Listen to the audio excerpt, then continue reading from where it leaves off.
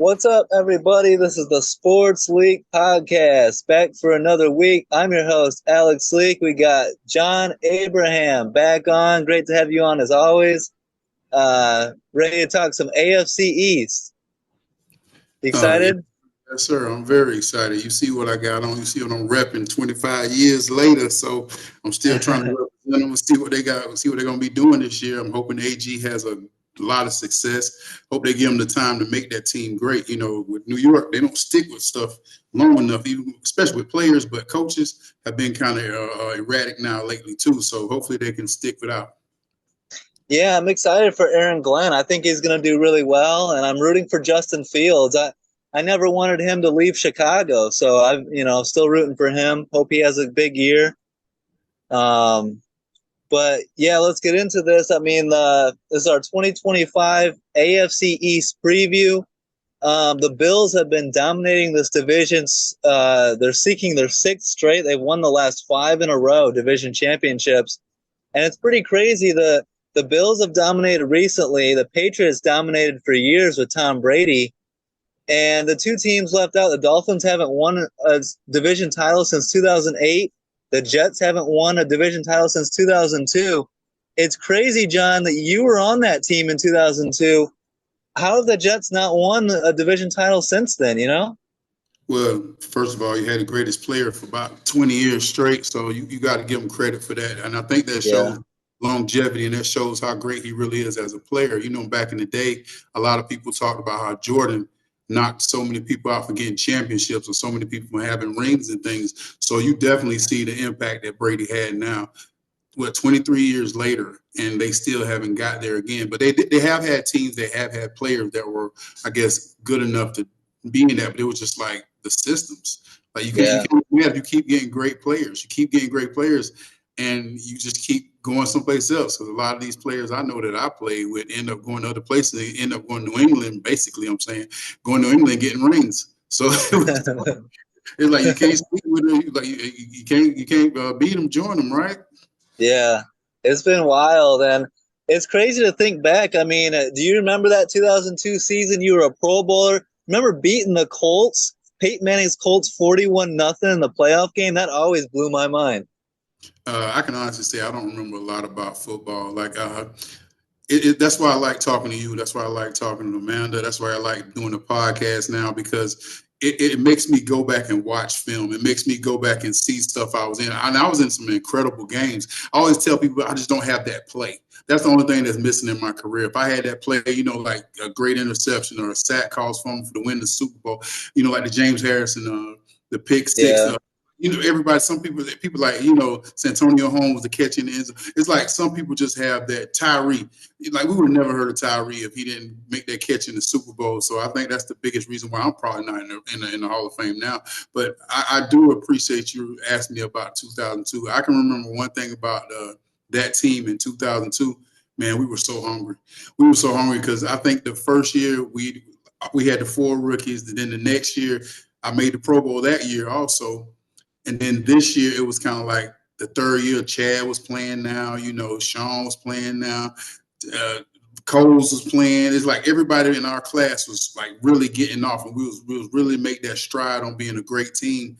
And things just happen, man. Things just happen, and we don't end up. People get hurt. Players don't do what we think they should do. Coaches don't coach. Like, and then it just went downhill after 2002. Like after 2002, like, what are they doing?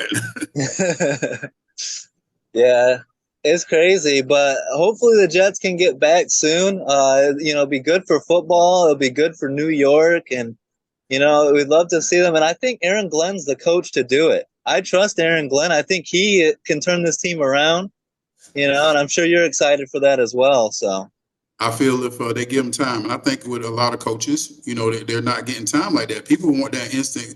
If we're giving you these good first round picks and we're putting money in these guys, but these quarterbacks getting $200 million and big deals like this, we need somebody that can be comfortable for them, especially when you're making that much more than a coach. And I remember even when I was playing, I thought, coaches weren't making that much, and the coaches were kind of like, we ain't getting paid. Now coaches are getting paid, but the players are getting paid excessively now. So, you got to get people in that can play with the person you paying the most. That's just common sense. Like I said, I told you before, I think if they give Aaron Glenn time to, because it's a culture there. It's not just players. It's a culture. It's Yeah. a culture that you got to change. It's got once you get a winning culture, that's when you know you start winning. But until you can't get a winning culture like overnight. Like you can have a good season, the first season, the second season, then you kind of see them like melt out. You got to get a culture kind of like Pittsburgh, a culture that when you come to Pittsburgh, this is how you play. You come to the Raiders, even though Raiders ain't winning like that, you know the culture of being a Raider. Yeah. Yeah, and Aaron Glenn saw it up close and personal with Detroit for a few years and how Dan Campbell turned that culture around in Detroit. So, yeah, best of luck to the Jets. I'm rooting for Aaron Glenn, Justin Fields, and I hope they get that figured out. Let's get into this, John. Let's talk some AFC East. Uh, you know, what you got? Well, so, man, I've been kind of like doing my thing. I've been trying to juggle, playing piano, graduating, crossing the stage and everything. I'm in my capstone class. So I need to catch up. So I'm going to kind of like not host the show at all, but I'm just going to kind of question you so you can fill me in, catch me up on a lot of stuff that I missed in the like month or month and a half, trying to watch the draft. I was actually at the draft, going Yeah. to the combine this year. So I've been moving around a lot and I got to see a lot of players, but the last couple of months I've been kind of like slouching off. I ain't gonna lie. I had other stuff, man. But I guess we'll start off with the Buffalo Bills. They've been the crown champions pretty much the AFC East for the last few years, and you said that and you spoke on it.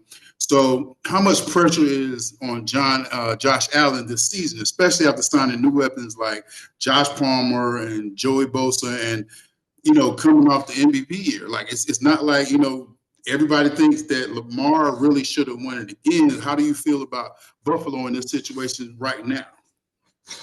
I think there is pressure on, Josh Allen and Lamar Jackson, right? Those are the two top quarterbacks in the AFC that haven't gotten to a Super Bowl yet. And so can Josh Allen lead the Bills, get over that next step, really get past Kansas City? They lost to the Bengals that one year in the playoffs. Can they get over the hump and get to a Super Bowl? Everyone wants to see it. You remember the Bills in the early 90s going to 4 straight. And it's like you'd love to see the Bills get one Super Bowl. Buffalo would be going crazy. Those fans of Bills Mafia. But, I don't think they've really upgraded the roster a ton besides defensively. Josh Palmer's okay.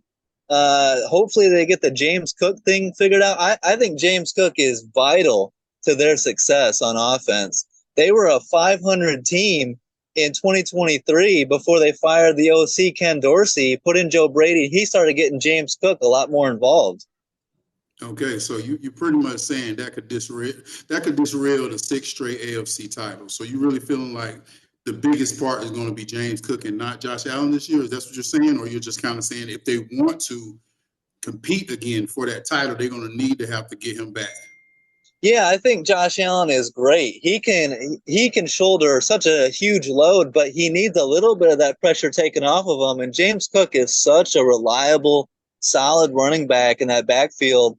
And I just think without him, I hope they get it done. I think he's going to be huge.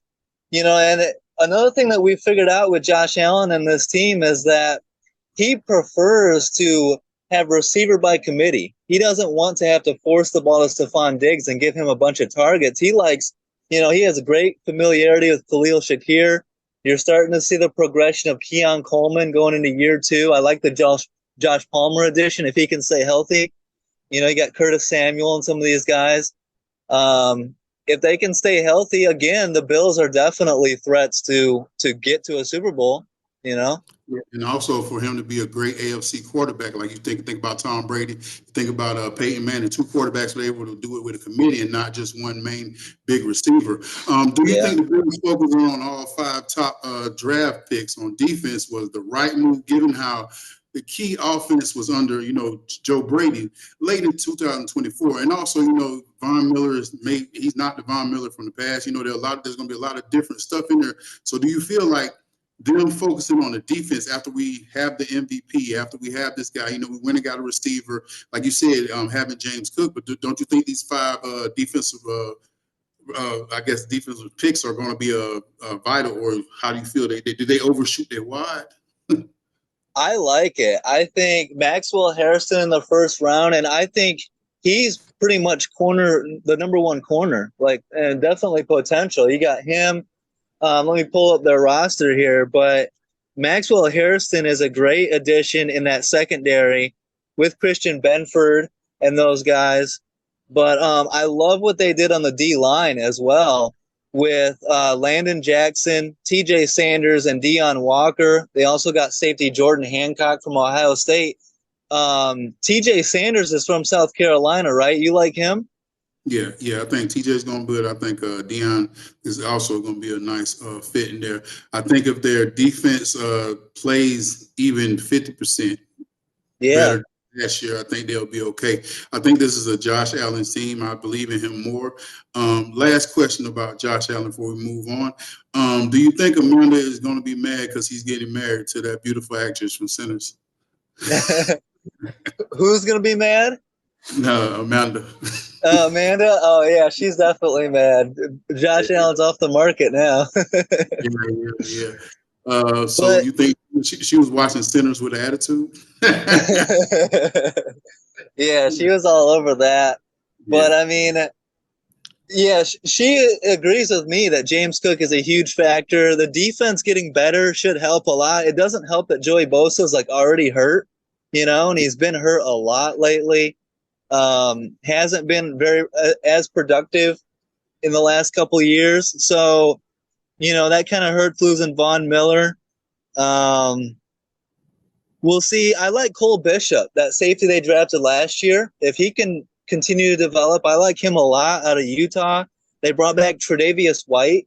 He's kind of older now, but a good veteran in the secondary.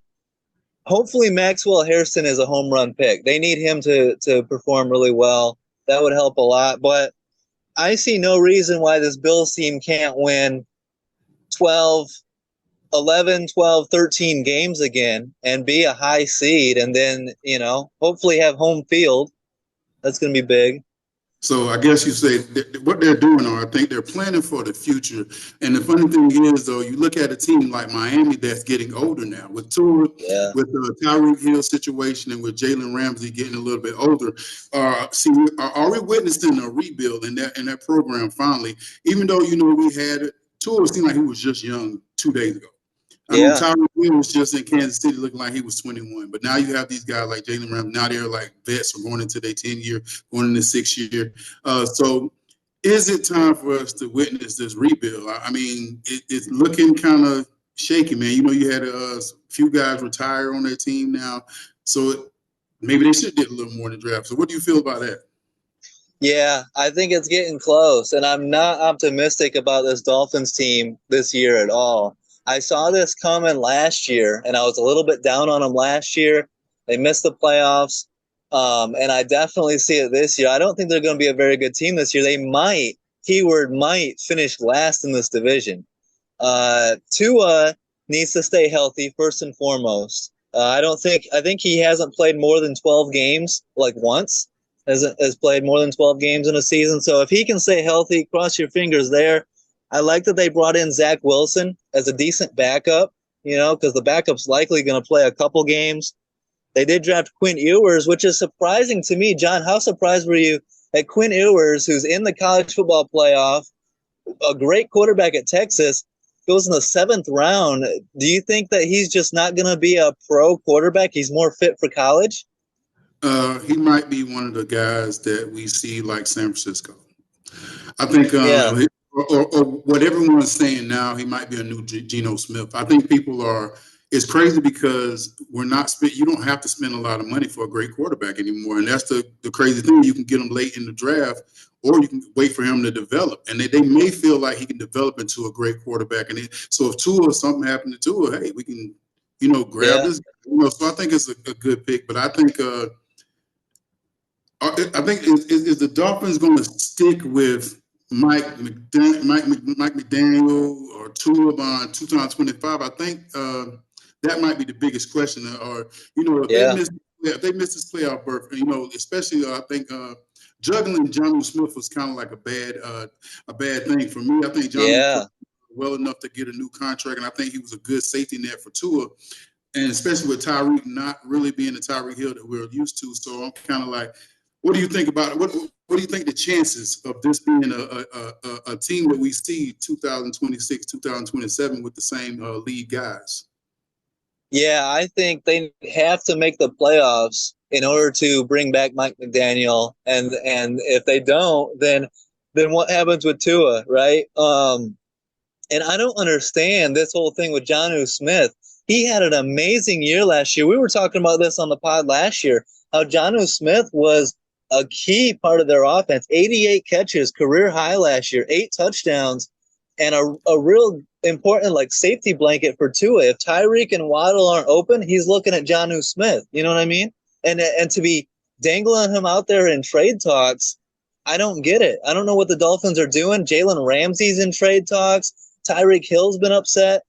It just seems like the players are kind of seeing the writing on the wall and kind of like, let's get out of here while we can, you know? Yeah, I guess you're talking about getting people out of there while you can. You know, Gerard Mayo got kicked out of New England pretty quickly, Yeah. and right back with somebody who they knew, who's a natural guy, Mike Vrabel. Is he going to be able to turn around the Patriots, especially with a young quarterback like Drake May? You know, a new offensive, a couple new offensive weapons. You know, you got Diggs doing the pink stuff on the boat with his girlfriend.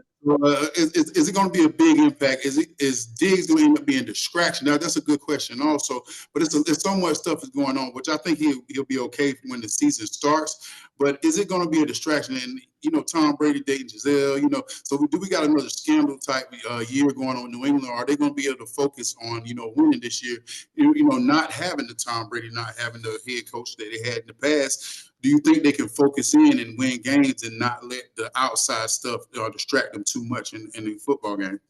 So, hot take. All right, you ready for this one? I've got the New England Patriots in the playoffs this coming season. I think I am very high on the Patriots. And Okay. I love the addition of Mike Vrabel. I think that was the best hire. To me, in the NFL, coaching really matters. And we saw that with the Chargers with Jim Harbaugh and how quickly they turned around last year. I want to make Mike Vrabel in Chicago. My Bears aren't smart enough to hire Mike Vrabel. I like Ben Johnson, but I wanted Mike Vrabel. He's a great fit in New England. He comes from the Belichick type culture. You know what I mean? Right. And he overachieved in Tennessee. People don't talk about it enough how he took Ryan Tannehill and that Titans team to the AFC Championship game. Now, they did have Derrick Henry and A.J. Brown, but that wasn't a supremely talented Titans team. But, you know, and so I thought he did a great job over there. I think he's going to do a great job in New England turning that culture around. And I like Drake May. I think they're building Drake May, and I think Josh McDaniels is going to be great for Drake May. I could see hopefully Stephon Diggs isn't a distraction. You want him to be, you know, that veteran that leads by example and performs. And so they could get better at receiver. You know, we'll see on Stephon Diggs, but I just think they're going to be a lot better. I think they're going to be a 9-10 win team this year. Okay, but I think the running game. Who do we have as a running game for the New England that's really going to help them? Like I think a big thing you said about Tennessee was Derrick Henry, and I think that really and I've always known New England to have a good balanced running game through the years. So is that going to be a big issue determined whether they are top in the AFC East, or are they going to be, you know, kind of like in the wash? I think so. I like what they did offensive line. They brought in Will Campbell and Morgan Moses. I think that helps. Also, Garrett Bradbury at center. And you got Ramondre Stevenson, who I like. But you know who I really like is Travion Henderson, the rookie out of Ohio State. And I think he could end up being the number one back, taking over from Ramondre Stevenson. So depending on how well Travion Henderson does, he's got a little bit of like future star to him. I like him a lot. I got you. And I agree. I think they definitely have 1,000-yard back just because that's how Mike Vrabel is. I think that's his mindset to be in a tough team. And I think with Diggs and Josh McDaniels in New England together, hopefully they'll flourish well with no injuries. Hopefully no off the field, you know, tantrums or anything like that. Hopefully they can get on Yeah. the same accord. And I think that at the beginning of the year, he might not want to get too greedy about how he getting the ball. I think at the end of the year is when they're going to really exceed him because of the injury coming back from and small things that you have to adjust to. So hopefully he can wait to about, like 6, 7, 8, 9. That's when they're going to really pick up with him, and that's going to show what kind of player he is. So now moving on to your team that you think going to make the playoff, which I feel like Aaron Glenn has a great chance of making the playoff this year just because of surprise. I don't think Salah was way off last year. I think that they just had a bad year. They was really trying to promote Rodgers, and they was trying to make up from a year ahead. The year that Rodgers didn't play, so they were trying to make it up. So I think it was a lot of rust, and it probably was a lot of mental rust for the players trying to learn Aaron again, and also with all the talk that goes on, and people don't understand what goes on in a facility when you're only talking about one person and everybody feels they're kind of left out. This person was hurt too. This guy had a lot great season. This guy had this, but everybody's worrying about one guy, and they feel on that one guy, and sometimes it takes away from the whole squad. How can Aaron Glenn build a winning culture today in such a chaotic environment? And I think it comes from the head all the way down, just getting used to seeing the thing of, even with the fans, the fans are great fans when you're winning. When you're losing, they're ready to kick people out, whether you're a player, whether you're a coach, whether you're the ball guy, whether you're the fire marshal. They don't care. Like, if you ain't doing it, they're ready for you to move. So what do you feel is going to be the biggest determination of whether Aaron Glenn has success in his first year as a head coach?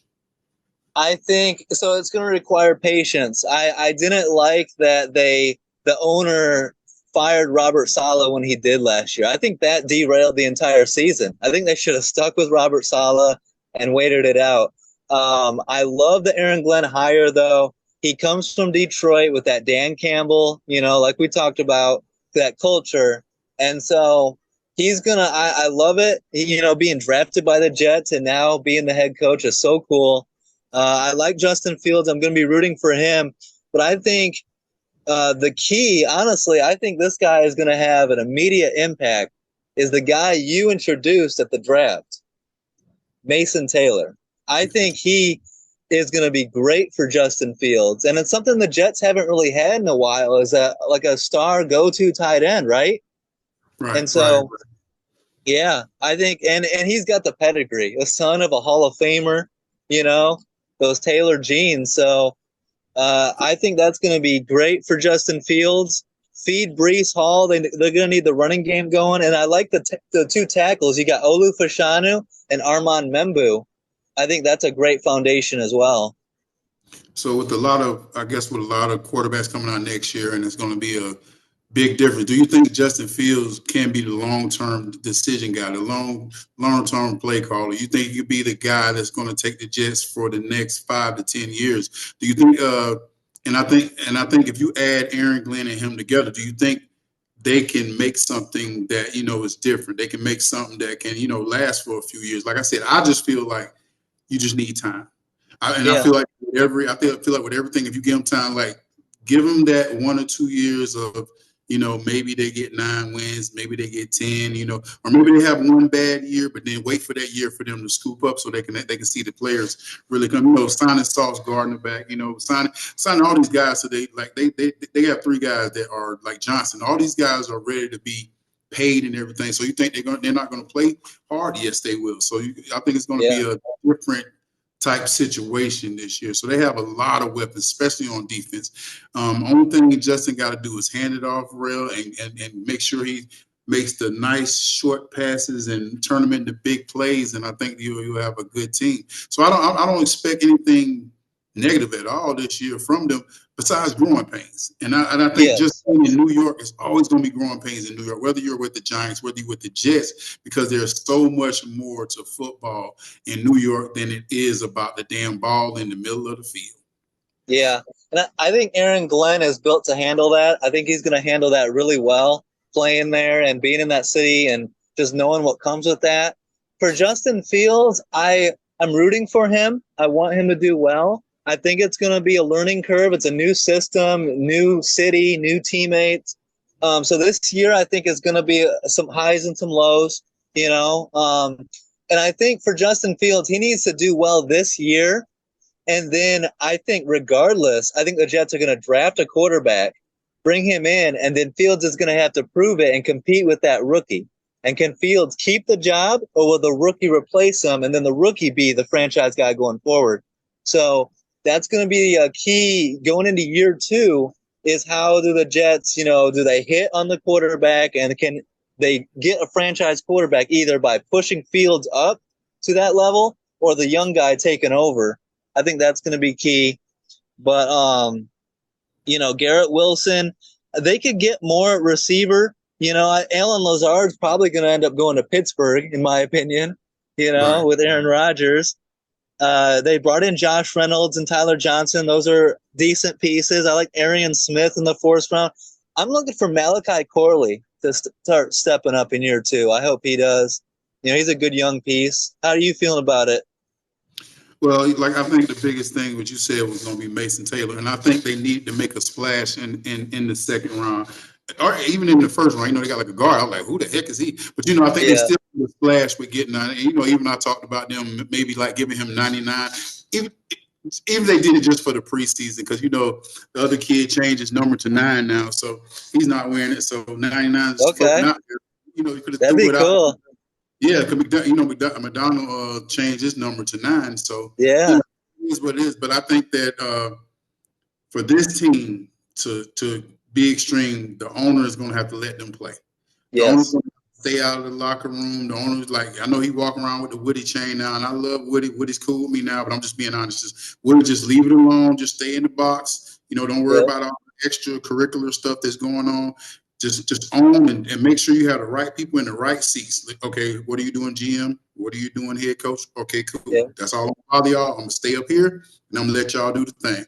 And then now next year I might be back on the field. We winning now. I might be back on the field showing my butt a little bit. But this year I'm gonna let y'all do your thing. I'm gonna get as many promotional stuff out as I can. But we really gonna not do much. And I guess the last thing I'll ask you, if you had to bet on the AFC East team being wildly different than expected, good or bad, which team would it be and why? Which team is just the team that you look at now? Not saying head coach, because they got a lot of new head coaches. We ain't gonna talk about head coaches, but you can talk about the difference that's going on. It's like we got New England, we got Miami, we got Buffalo, come on, we got my Jets. So what team did you think is, I guess if you were wild, it's just going to look totally different from there. And it's going to be a lot different, because it's a lot. It's a mix of everything.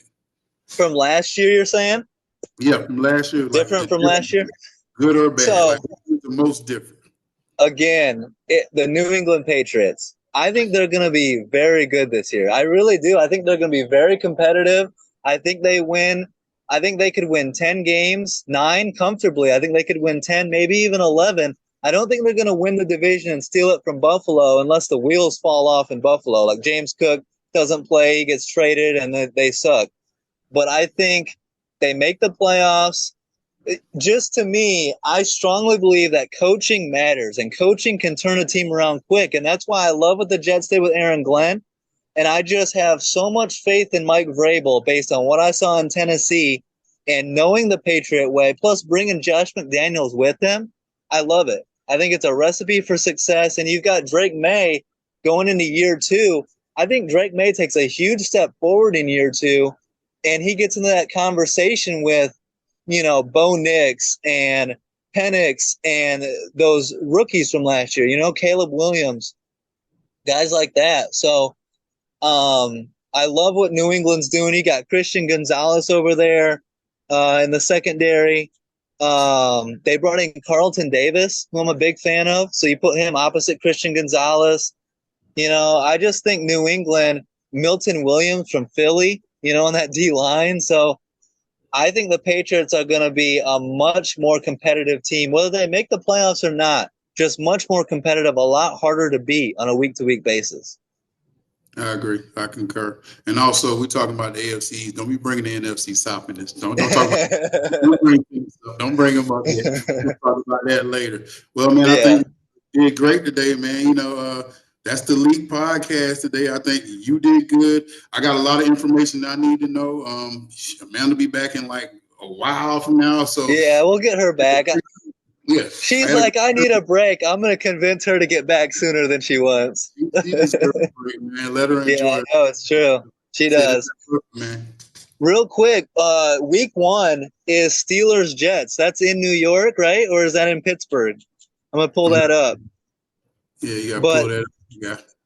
that's a great game, and I think that the Jets are going to be fired up and ready to go in that one. And if they could steal a win over Pittsburgh week 1, that could be the momentum they need to get rolling into the season, right?